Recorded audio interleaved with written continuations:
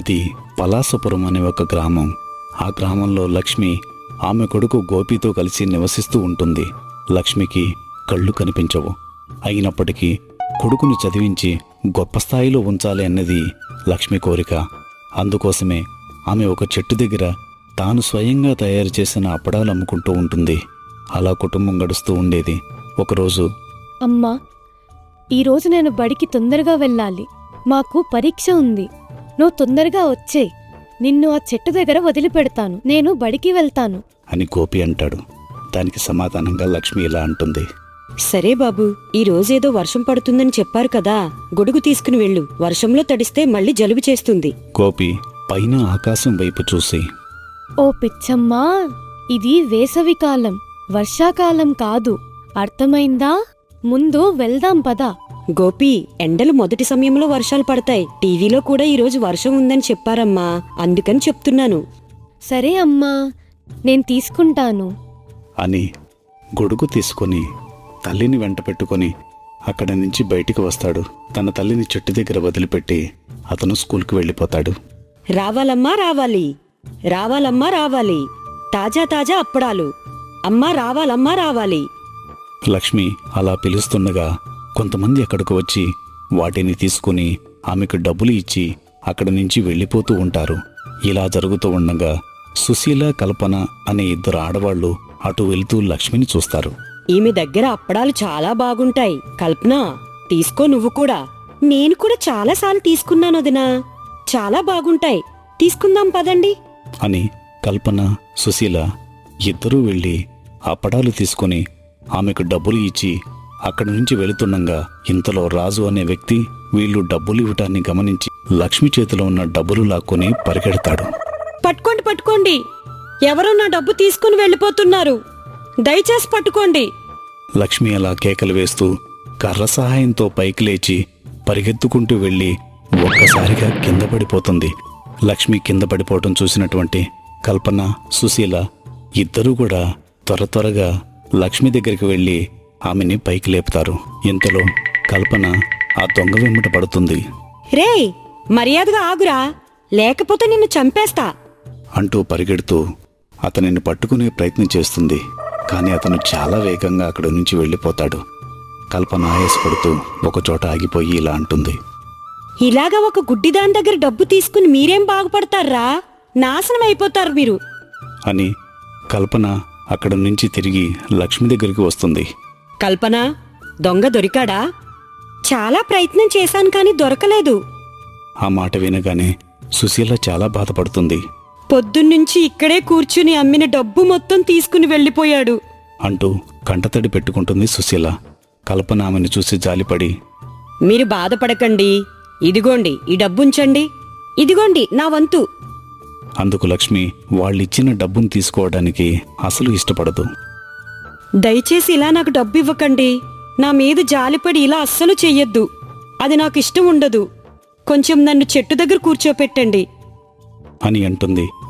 ఇక వాళ్ళిద్దరూ ఆమెని చెట్టు దగ్గర కూర్చోబెట్టి మరికొన్ని అప్పడాలు తీసుకుని ఆమెకు డబ్బులు చెల్లించి అక్కడి నుంచి బాధగా వెళ్ళిపోతారు.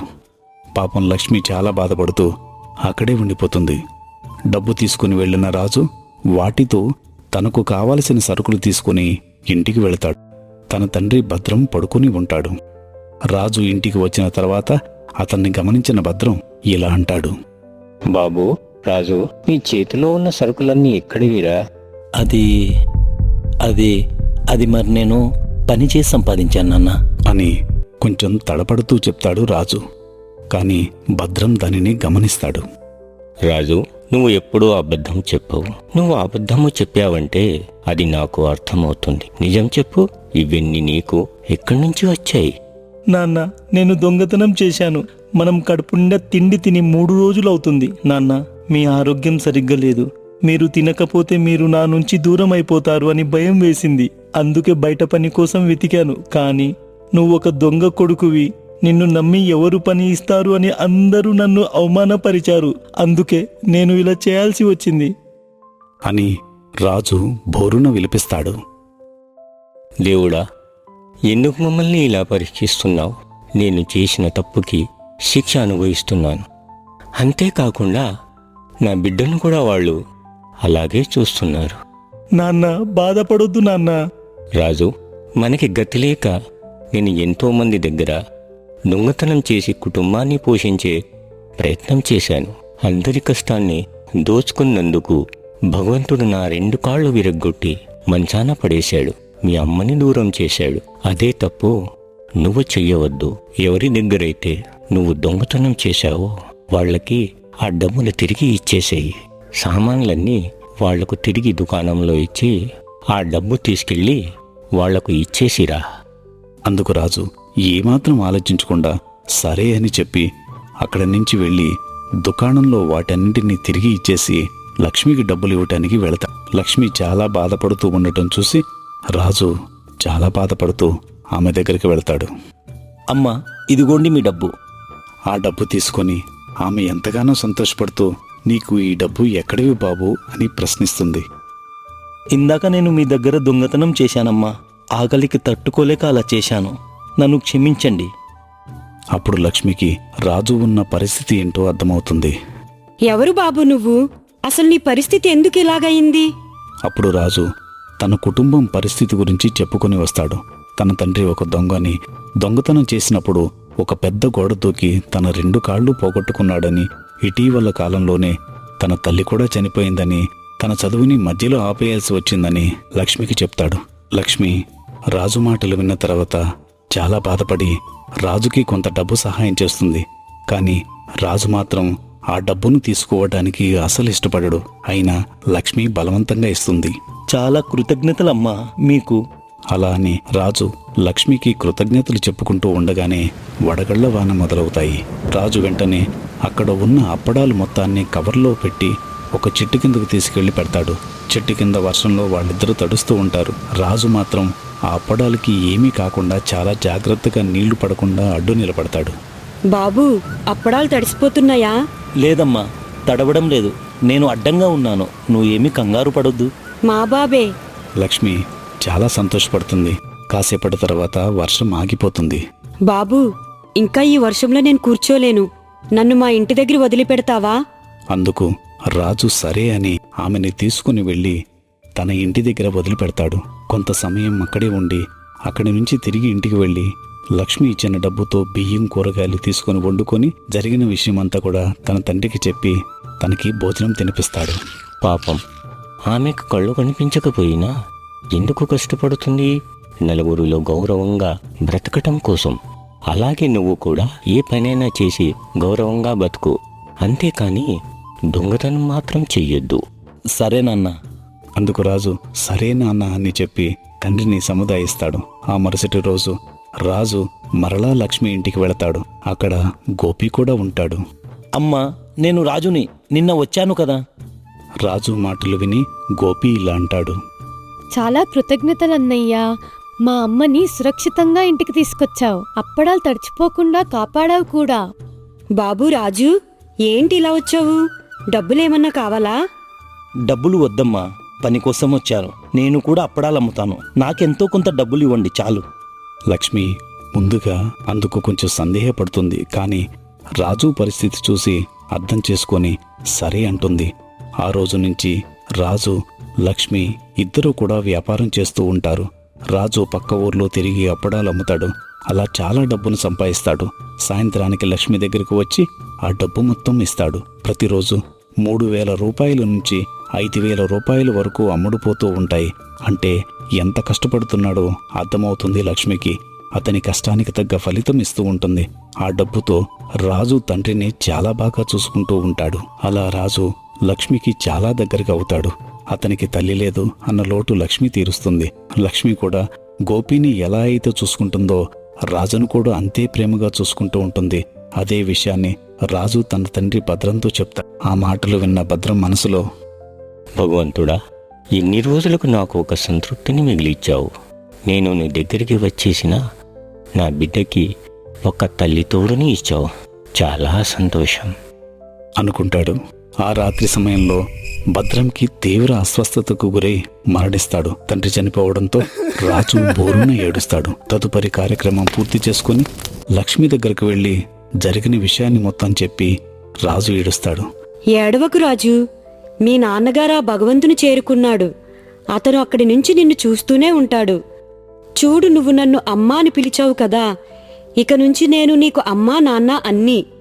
గోపి నా బిడ్డ ఎలానో నువ్వు కూడా అలా నా బిడ్డవి అని లక్ష్మి రాజుకి ధైర్యం చెప్తుంది. ఆ మాటలకు రాజు కూడా చాలా సంతోషపడతాడు. ఇక అతను కూడా ఇక్కడే ఉండిపోతాడు. రాజు లక్ష్మికి సహాయం చేస్తూ మరింత డబ్బును సంపాదిస్తాడు. ఇక చాలా డబ్బును సంపాదించి ఆమెకు ఆపరేషన్ చేయించాలని రాజు నిర్ణయించుకుంటాడు. రెయ్యి పగలు కష్టపడతాడు. బాగా డబ్బు సంపాదించి హాస్పిటల్కి తీసుకువెళ్తాడు రాజు. అక్కడ డాక్టర్ వెంకటేష్ లక్ష్మి కళ్ళను పరీక్షించి ఆమెకు చూపు రాదు అని చెప్పడంతో రాజు, గోపి, లక్ష్మి ముగ్గురు చాలా బాధపడతారు. ముగ్గురు బాధగా అక్కడి నుంచి ఇల్లు చేరుకుంటారు. రాజు చాలా ఏడుస్తూ, అమ్మ, నీకు కంటి చూపు వస్తే చాలా బాగుంటుందని చాలా ఆశపడ్డాను, కానీ భగవంతుడు ఆ అవకాశం ఇవ్వలేదు. గోపి కూడా చాలా ఏడుస్తాడు. లక్ష్మి రాజు గోపిని ఇద్దరినీ దగ్గరకు తీసుకుని, మనం అనుకున్నది జరగదు బాబు. భగవంతుడు ఎలా నిర్ణయిస్తాడో అది మాత్రమే జరుగుతుంది అని ధైర్యం చెబుతుంది. కొన్ని రోజులు గడిచాయి. రాజు తన దగ్గర ఉన్న డబ్బుతో ఒక చిన్న షాపుని ప్రారంభిస్తాడు. అక్కడ వడియాలు, అప్పడాలు, రకరకాల పిండి వంటలు అమ్మడం మొదలు పెడతాడు. లక్ష్మికి పనిలో కూడా సహాయం చేస్తూ ఉంటాడు రాజు. అలా కొన్ని రోజులకు వ్యాపారం చాలా బాగా అభివృద్ధి చెందుతుంది. లాభాలు బాగా వచ్చి మంచి ఇల్లు కట్టుకుంటారు. రాజు గోపిని ఒక మంచి ప్రైవేట్ స్కూల్లో చేర్పిస్తాడు. అలా మరికొన్ని రోజులు గడిచాయి. ఇక రాజుకి పెళ్లి వయసు రావడంతో లక్ష్మి అతనికి పెళ్లి చేయాలని అనుకుంటుంది. కానీ వచ్చిన సంబంధాలన్నీ కూడా చెడిపోతూ ఉంటాయి. ఎందుకంటే లక్ష్మి గుడ్డిది అన్న కారణం వల్ల. ఆ విషయం తెలుసుకున్న లక్ష్మి తన మనసులో ఇలా అనుకుంటుంది, గోపిని చూసుకోవడానికి రాజు ఉన్నాడు. వాళ్ళిద్దరూ సంతోషంగా ఉండటమే నాకు కావాలి. నేను దూరంగా వెళ్ళిపోతే రాజుకు పెళ్ళవుతుంది. తనకంటూ ఒక మంచి జీవితం ఏర్పడుతుంది. లేదంటే నా కారణంగా అతని జీవితమంతా ఇలాగే ఉండిపోతాడు అనుకుని రాత్రి సమయంలో ఇల్లు వదిలిపెట్టి వెళ్ళిపోతుండగా అకస్మాత్తుగా లారీ ఢీకొని లక్ష్మి మరణిస్తుంది. మరుసటి రోజు తల్లి యొక్క మరణ వార్తను విని రాజు, గోపి ఇద్దరూ కూడా బోరున ఏడుస్తారు. రాజుకు అర్థమవుతుంది, తన తల్లి అతని జీవితాన్ని గొప్పగా చేయడం కోసమే ఇలాంటి పని చేసిందని ఊహించి మరింత బాధపడుతూ ఉంటాడు. తదుపరి కార్యక్రమం పూర్తవుతుంది. అప్పుడు రాజు బలంగా ఒక నిర్ణయం తీసుకుంటాడు. కన్నతల్లి కాకపోయినా కన్నతల్లి కంటే ఎక్కువ ప్రేమను చూపించిన నా తల్లి మరణించింది. అది కేవలం నాకు పెళ్లి కావాలనే ఉద్దేశంతో. నేను ఈ జన్మలో పెళ్లి చేసుకోను.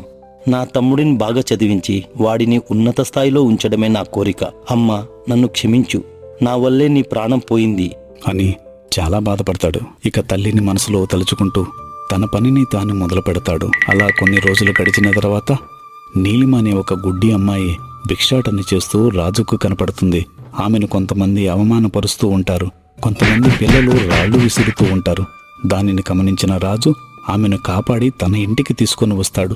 ఆమె పరిస్థితి బాగోలేదని ఏడుస్తుంది. తల్లి తండ్రి చనిపోయిన తర్వాత చుట్టాలు ఆమెను పట్టించుకోలేదని, గుడ్డిదని అవమానపరిచి బయటికి నెట్టేశారని చెప్పి ఏడుస్తూ తన కథ చెబుతుంది. అప్పుడు రాజు ఆమె పైన జాలిపడి అక్కడే ఉంచుతాడు. ఆమెకు ఏది ఎక్కడ ఉందో చెబుతూ తనకు సహాయం చేస్తూ ఉంటాడు. కొన్ని రోజులకి ఆమె ఇంట్లో మనిషి అయిపోతుంది. రాజుకి ఆమెని పెళ్లి చేసుకోవాలి అని తన కలలో తన తల్లి లక్ష్మి చెప్పినట్టుగా కల రావడంతో వెంటనే అతను ఆమెను పెళ్లి చేసుకుంటాడు. ఇక రాజు, నీలిమ, గోపి అక్కడే ఉంటూ సంతోషంగా జీవిస్తారు. గోపి తన వదినతో చాలా ప్రేమగా మాట్లాడుతూ తన తల్లిని ఆమెలో చూసుకుంటూ ఉంటాడు.